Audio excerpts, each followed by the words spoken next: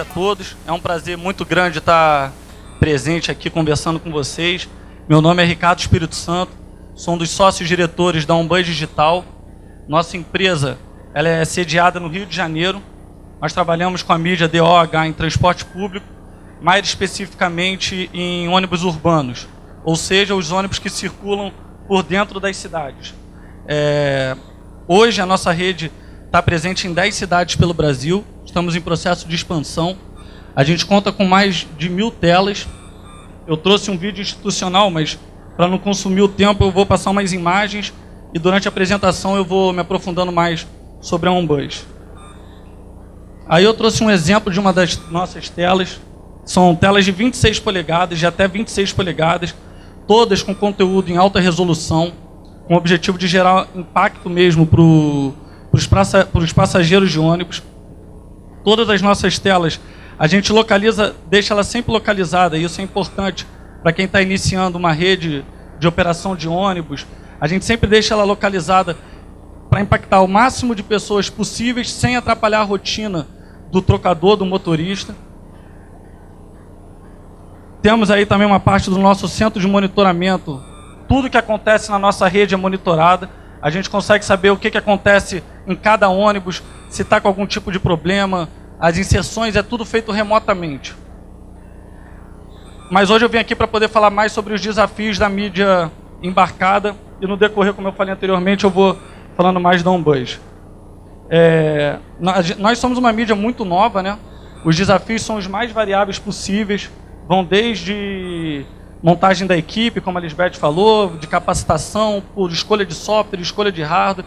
Os desafios são os mais variáveis possíveis. Mas nós na Umbus a gente divide esses desafios em 3 grandes grupos. O desafio operacional, o desafio de conteúdo e o desafio comercial. Em grau de dificuldade, a gente costuma dizer que esses desafios se equivalem. Muitas pessoas que estão iniciando uma rede de operação em ônibus, em transporte público, acreditam que a minha maior dificuldade é fazer os equipamentos funcionarem. Eu consegui instalar os equipamentos dentro dos ônibus. E uma vez que eu tenho os equipamentos instalados, não vou ter dificuldade na produção do conteúdo, não vou ter dificuldade na comercialização. Não é verdade. Outros acreditam que o foco tem que ser 100% comercial e deixar de lado a qualidade do conteúdo, deixar de lado a qualidade do produto. Mas aí é uma regra de qualquer mercado, que você precisa de um produto de qualidade para ter o que vender, né? E poucos focam no principal, que eu acho que é o que a gente vem ouvindo muito aqui nesse ciclo de palestras. É o conteúdo. Essa é a peça-chave. O usuário de ônibus que está dentro ali sentado, esperando, indo para o trabalho, indo para a escola, indo para o estudo, enfim, ele não tem o menor interesse de como a gente está fazendo a atualização do conteúdo, ele não tem o menor interesse em saber se a gente está vendendo ou não. O interesse dele é de ter um conteúdo atrativo. E aqui está a peça-chave de qualquer projeto de mídia embarcada. É o conteúdo. A gente só coloca nessa ordem operacional, conteúdo e comercial, é uma ordem, na verdade, cronológica, né? Primeiro a gente tem que ter os equipamentos funcionando, depois a gente tem que ter um conteúdo para criar uma audiência, e aí sim a gente está preparado para ir para a área comercial. Eu vou falar um pouquinho, eu vou acelerar porque o tempo acabou correndo aí para a gente poder dar o espaço aí para todo mundo. O desafio operacional.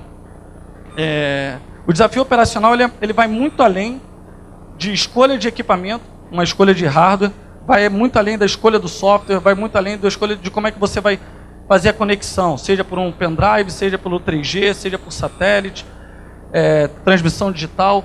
O verdadeiro desafio operacional, que a gente considera na Umbus, é o controle operacional.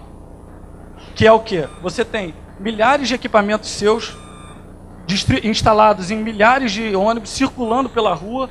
O ônibus é um ambiente extremamente complexo, onde você tem trepidação, você tem altas temperaturas, você tem a ação humana, por incrível que pareça, não é o vandalismo dos passageiros, que para não falar que é inexistente na nossa operação, é irrisório o vandalismo, que muitas pessoas quando estão entrando nesse mercado falam, pô, vou ter problema com vandalismo. O maior vandalismo, na verdade, está dentro das garagens, né? Seja com motorista, com trocador, são diversos fornecedores trabalhando dentro de uma garagem, e ali você tem problema. Então, o grande desafio é esse controle operacional. Nós, na Umbus, a gente sabe exatamente qual equipamento está em qual ônibus, quando esse equipamento foi instalado, qual é o histórico dele, o histórico do ônibus, qual é o modem, qual é o chip. E aí eu estou falando disso porque toda a nossa tecnologia é baseada na tecnologia 3G e agora 4G. Vale a pena aqui explicar um pouco melhor o que a tecnologia 3G, 4G permite, né? A gente, do nosso centro de operação, a gente consegue jogar informação para os ônibus, ou seja, os ônibus atualizam o conteúdo tudo em tempo real, tem notícia nova, ele está sendo atualizado. A gente consegue fazer as inserções publicitárias, os agendamentos de campanhas, e o 3G dá um diferencial muito grande, uma vantagem competitiva, operacional, para manter esse ambiente que eu estou falando para vocês controlado, que é o canal de retorno. Os ônibus enviam informações para o nosso centro de operação o tempo inteiro. Então a nossa equipe operacional da parte do dia, ela está processando essas informações o tempo inteiro, avaliando o que é problema, qual ônibus está online, qual está offline, qual o problema que ele tem. Isso está sendo avaliado e processado durante todo o dia. E na parte da noite, a nossa equipe operacional, ela já sai do nosso escritório para atuar nas garagens, sabendo exatamente qual ônibus ela tem que atuar. Qual é o problema que aquele ônibus tem. Quando a gente está falando de uma rede grande com volume de telas, e isso é um ponto muito importante. Porque você imagina, a garagem também, normalmente, a localização não é das melhores. Você tem uma faixa de horário para poder trabalhar limitada. Os ônibus, você só vai poder atuar na madrugada, a não ser que você queira criar uma grande confusão com o empresário de ônibus e parar o ônibus dele durante o dia. Mas você só vai atuar no ônibus na madrugada. E aí é importante, quando você tem nesse tempo limitado, você já saber para onde você está indo. A equipe operacional ser incisiva e assertiva, né? Então, o desafio que eu queria deixar aqui, a mensagem, vai muito além de escolha de hardware, software e de conexão. A gente está falando desse controle. Esse é o verdadeiro desafio operacional. Uma vez o desafio operacional superado, aí a gente está pronto para poder falar de conteúdo. No início do nosso projeto, a gente investiu pesado numa pesquisa Ibope, entrevistamos centenas de usuários de ônibus para tentar entender o que esse usuário de ônibus queria assistir, como, quando, de que forma, qual tipo de conteúdo. Essa pesquisa foi muito importante para dar o direcionamento para a nossa montagem da nossa grade de programação. E aí, a pergunta que a gente tenta responder sempre com o nosso conteúdo é como se tornar relevante. Nós estamos conversando com milhões e milhões de passageiros de ônibus todos os dias. A nossa intenção é não só ser atraente, é como a gente fazer parte do cotidiano desse usuário de ônibus. E a palavra relevante é o nosso objetivo.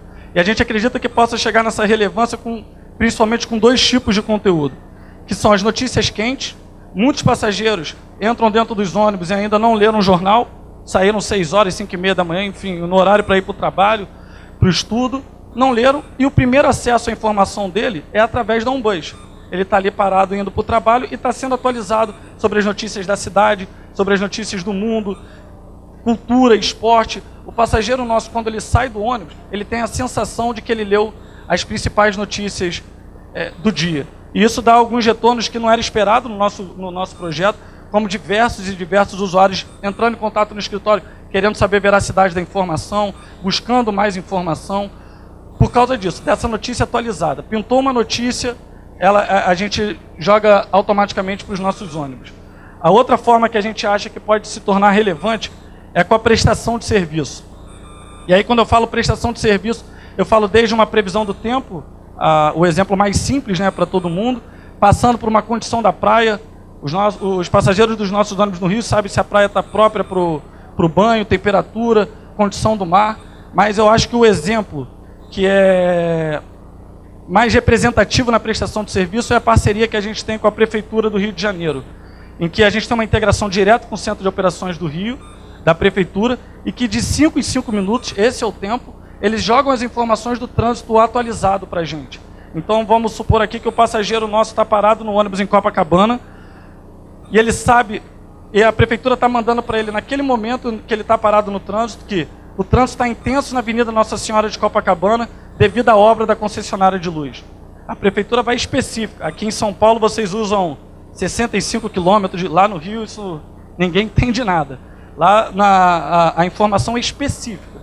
E aí, assim, é uma informação em que o passageiro tem interesse chama atenção para a tela e a gente está gerando essa relevância. Então, uma vez criada, o seu produto funcionando, os seus equipamentos funcionando, você com uma audiência atraída para a sua tela, aí vamos para o desafio comercial. O desafio comercial também é um desafio extremamente complexo. O poder da nossa mídia é incontestável, né? As pesquisas comprovam isso. Nós temos diversos anunciantes que já fizeram pesquisas de retorno de mídia em que comprovam toda a eficiência da nossa mídia. Mas o mercado é crítico. O potencial, o que a gente costuma falar é que o potencial do nosso produto, o mercado ainda não absorveu isso tudo. E aí que é o grande barato, esse que é o grande desafio. Como é que a gente consegue trazer o mercado para dentro, para todo esse potencial que a gente tem. E nesse desafio comercial, toda a nossa política, toda a nossa estratégia é montada em cima da credibilidade comercial. É importante que o anunciante entenda a nossa mídia. É importante trazer para dentro da nossa grade de programação o anunciante que efetivamente pretende anunciar com a gente, não apenas fazer um teste. E a gente acredita que através da credibilidade a gente possa gerar esse entendimento para o mercado. Então, vou dar um exemplo para vocês. A gente vende na OnBuzz uma quantidade de inserções dentro de um período. No final da campanha, todos os nossos anunciantes recebem relatórios de inserções auditados, em que ele consegue acompanhar diariamente a entrega de inserção. Ele vê que um dia tem mais inserção, o outro tem menos, 2 dias da semana tem uma quantidade muito inferior, que são os sábados e domingos, e que é inerente à nossa mídia, a gente não tem o que fazer. Rodam menos carros, tem menos pessoas nas ruas, então tem menos carro rodando e a gente é transparente para o nosso anunciante. Mas, no final do período, as inserções entregues têm que ser sempre maior do que as inserções contratadas. Hoje a gente trabalha com uma taxa de performance, e isso é altamente monitorado, é um grande diferencial nosso, entre 100% e 105% da entrega das inserções. De novo, para gerar essa credibilidade comercial. Eu posso dizer que, após 4 anos já a gente fazendo visitas comerciais, vendendo, de 70% a 80% do meu tempo, em qualquer reunião, eu gasto muito... meu foco é muito maior na conceituação do produto, até hoje, do que na venda, na negociação propriamente dita. Trepidação, altas temperaturas, o antivandalismo, todos os nossos equipamentos são desenvolvidos por nós, importamos diversas peças, mas são equipamentos específicos para serem trabalhados com a mídia em mídia embarcada. Não sei se a Lisbeth quer... Deixa eu te falar, eu tenho uma experiência, acho super válido o que o Ricardo está falando, tem que ser mídia, equipamento específico para mídia embarcada, mas no nosso caso, eu fiz uma experiência utilizando um gabinete que tinha um poder de amortecimento nos 3 eixos, né, Y e Z, e usando telas que não eram profissionais. Eu vou te dizer, dependendo do modelo de negócio que você tenha, vamos supor que seu modelo de negócio não é uma coisa que você quer por 5, 6 anos para fazer o recall, porque você vai fazer, porque tem um tempo de vida útil, as profissionais estão na faixa de 10 a 11 anos, então você precisa avaliar muito bem o que você vai colocar. A gente fez o comparativo e, dependendo do modelo, dependendo do modelo econômico que você vai colocar, a opção você tem que avaliar muito bem. Mas não é descartado, não. Tá? Qual tipo de software que você está usando? O software que você usa para... no nosso caso, nós somos integradores, né? Na OnBuzz a gente se utiliza do BroadSign, os patrocinadores somos clientes desde o início, ajudaram muita gente no desenvolvimento. Mas, de novo, o software é um detalhe dentro de todo esse seu projeto, entendeu? O controle operacional, que foi o que eu coloquei, que é a parte mais complicada. Mas hoje, no caso da OnBuzz, a gente, 100% do nosso parque, a gente se utiliza do BroadSign.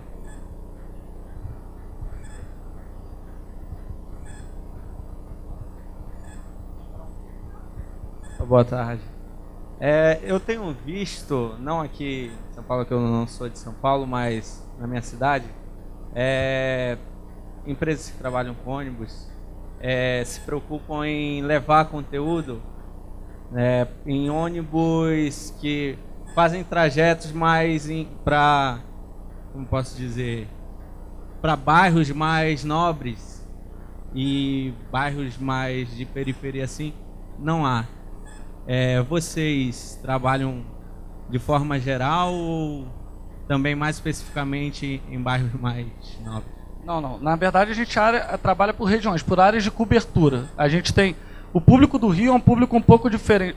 O público que anda de ônibus no Rio, acho que se assemelha mais com o público que anda de metrô aqui em São Paulo.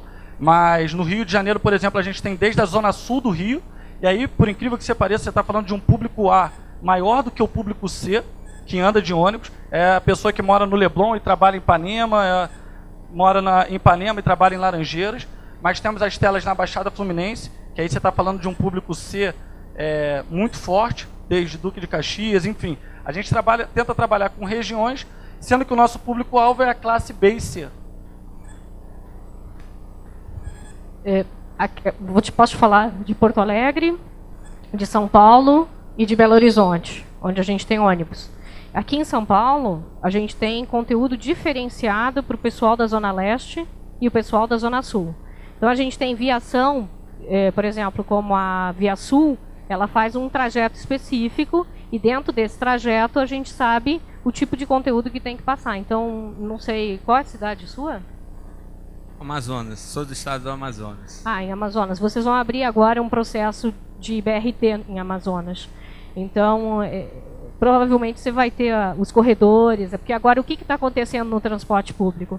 Está cada vez mais focado em transportes em cima de BRTs. São Bus Rapid Traffics. São ônibus focados para ter um tempo menor de viagem e tendo estações ao longo da via. Então, muitas cidades estão gastando, os governos estão investindo muito nesse tipo de projeto. O Rio de Janeiro tem toda a Avenida das Américas com esse sistema. Tá? Bom,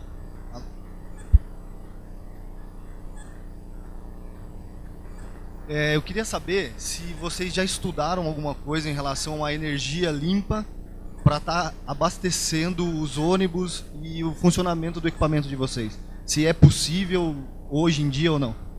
A gente estudou isso com a Universidade da Paraíba. Eu sou da Alternet, tá? Que eu não sei se você viu antes, tá? A gente estudou isso com a Universidade da Paraíba para alimentar as sancas.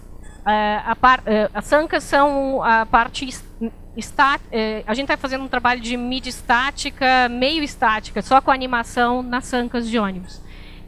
Vale a pena, só que a gente ainda não encontrou uma forma econômica e adequada que convença a fábrica do ônibus a sair com isso. Então, por exemplo, eu já estive na fábrica, hoje os ônibus já saem com os nossos sistemas embarcados, e a gente tentou isso antes para ver se reduzia a questão. Porque o ônibus, quando vai ficando velho, qual é o problema que tem? A bateria vai se indo. E quando a bateria vai se indo, você tem um problema com a qualidade e o ruído que ela gera nas telas, certo? Então, a gente tem muita necessidade de ter uma energia limpa para as nossas telas. Tá?